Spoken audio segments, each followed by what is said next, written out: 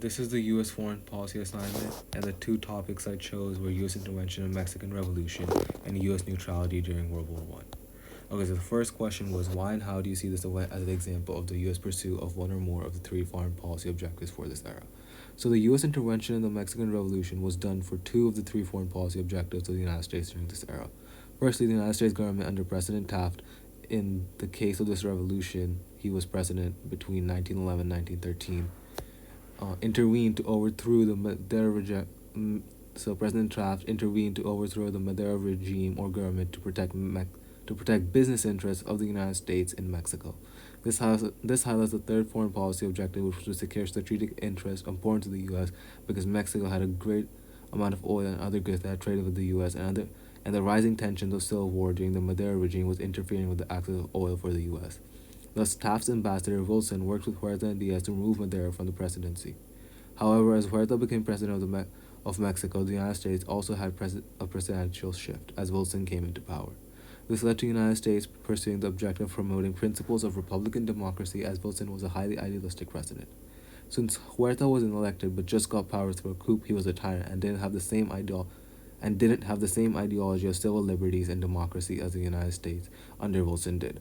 Furthermore, more revolutionary movements in the north of Mexico demanded the same democracy as the United States, which won the support of the American people and Wilson. Thus, Wilson allowed the Constitutionalists, people who were against Huerta's tyrannical rule, to buy ammunition from the U.S. and intervene directly when U.S. troops were arrested by Huerta's government. In the case of the two, in this case, two of the four approaches were used to implement these foreign policies.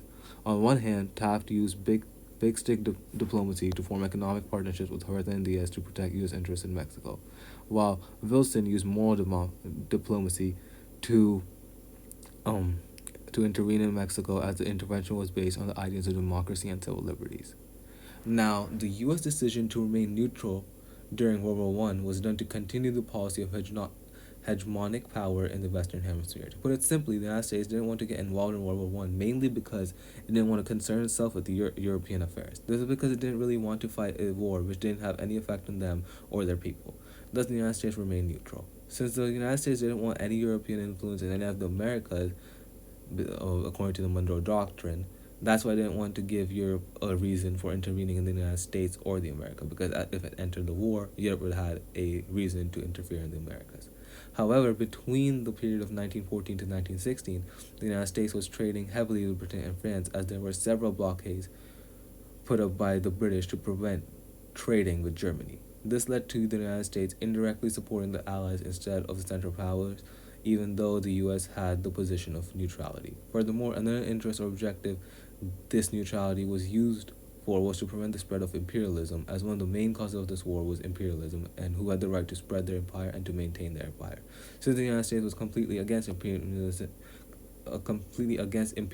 it made complete sense to not pick a side during this war, as both sides were imperialistic. Okay, so to what extent do you see this historical process as one pursued unilaterally by the U.S. or one pursued with cooperation and for benefit of individuals or group within the other country? So U.S. intervention in the Mexican Revolution under Taft was mainly pursued unilaterally by the United States, as when planning to overthrow Madero's regime, it wasn't taken into consideration that the Mexican people might not want a new ruler.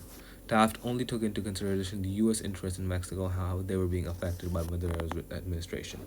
Since Madero's regime presented a significant threat of civil war, it was considered highly volatile for American businesses and oil interests in Mexico, and thus the United States intervened. However, there was cooperation between Huerta and Taft, and thus the intervention done by Taft wasn't completely unilateral.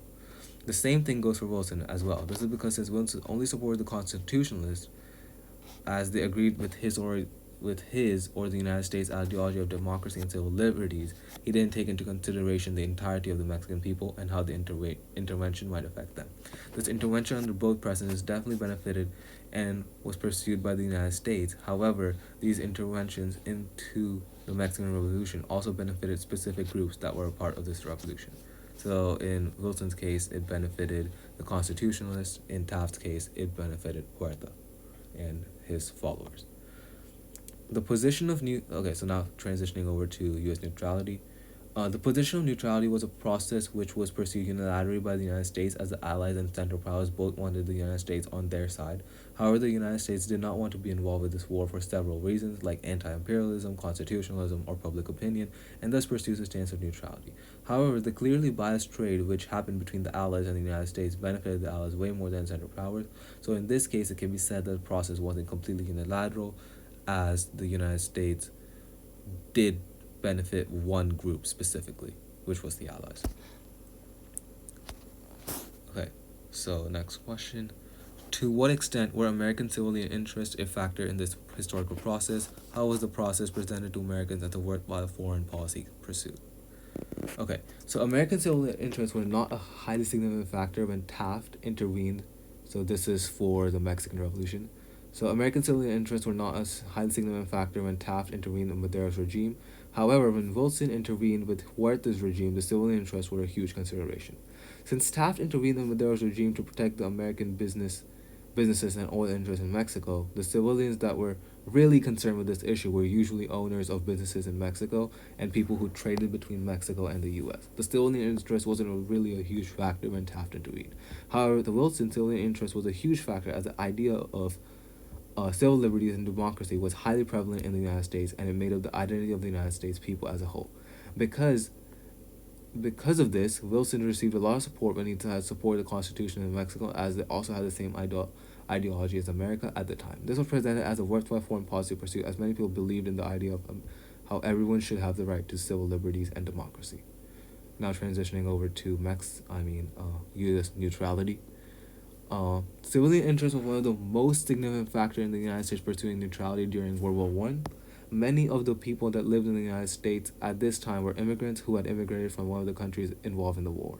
Thus, if the United States picked a side, they would definitely anger the immigrants who immigrated from the countries that were on the other side. For example, if the United States picked the Allies, people who migrated from Germany would be angry.